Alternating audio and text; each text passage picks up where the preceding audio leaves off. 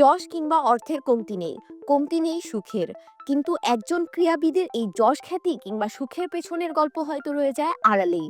সবাই আমরা সাফল্যের ছবিটুকু দেখি না একজন খেলোয়াড় ঠিক কতটা কঠিন পথ পাড়ি দিয়ে আজকের রোল মডেল হওয়ার রাস্তায় এসে পৌঁছেছেন। এসব গল্পগুলো হয়তো লোকমুখে ছড়ায় নির্দিষ্ট কোনো সীমা অবধি। বর্তমান সময়ে হয়তো অনেক ক্রীড়াবিদ নিজেদের একটি ডায়েরি করে রাখেন আত্মজীবনী হিসেবে, কিন্তু ক্রমশ যান্ত্রিক মানুষে পরিণত হওয়া বিপুল পরিমাণ জনগোষ্ঠীর কাছে কোথায় আর সুযোগ থাকে বলুন? তাই তো সমগ্র বিশ্বে হিড়িক পড়েছে আত্মজীবনীমূলক সিনেমা তৈরির। সেই বাতাসে গা ভাসিয়েছে আমাদের পার্শ্ববর্তী দেশ ভারতের সিনেমা ইন্ডাস্ট্রি।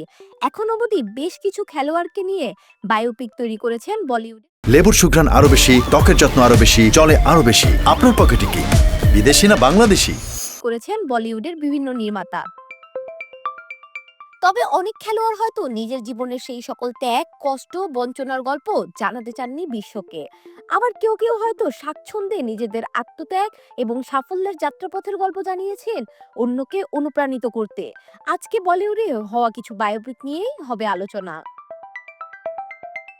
পান সিং তোমার দৌড়বিদ। ভারত জাতীয় গেমসে স্বর্ণপদক পাওয়া দৌড়বিদ ছিলেন পান সিং তোমার। জীবনের একটা পর্যায়ে ভারত সেনাবাহিনীর সদস্য ছিলেন মধ্যপ্রদেশের ছেলে পান সিং তোমার। সামরিক বাহিনীর সদস্য হিসেবে তিনি অংশ নিয়েছিলেন ভারত জাতীয় গেমসে, কিন্তু জীবন পরিক্রমায় তিনি বেছে নেন বিদ্রোহের পথ। অবশ্য ভারত সরকার তাকে ডাকাত হিসেবেই আখ্যায়িত করেছিলেন।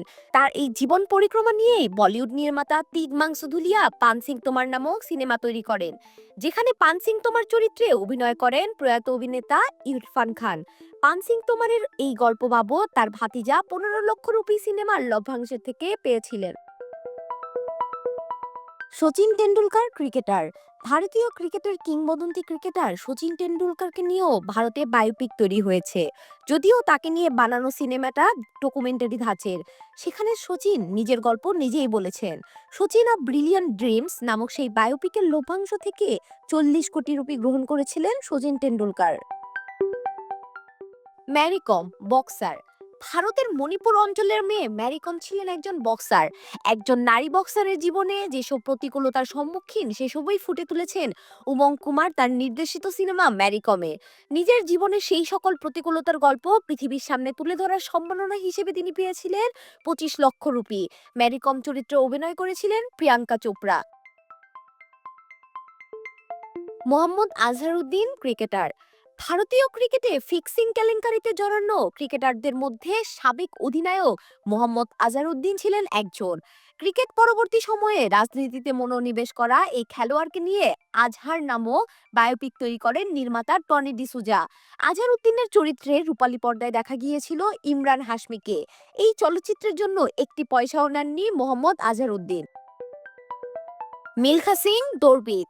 ভারতের হয়ে এশিয়ান গেমস ও কমনওয়েলথ গেমসের স্বর্ণপদক এনে দেওয়া মিলখা সিং এর তকমা ছিল দ্য ফ্লাইং শিখ। তিনি 400 মিটার দৌড়ে স্বর্ণপদক অর্জন করেছিলেন ভারতের হয়ে।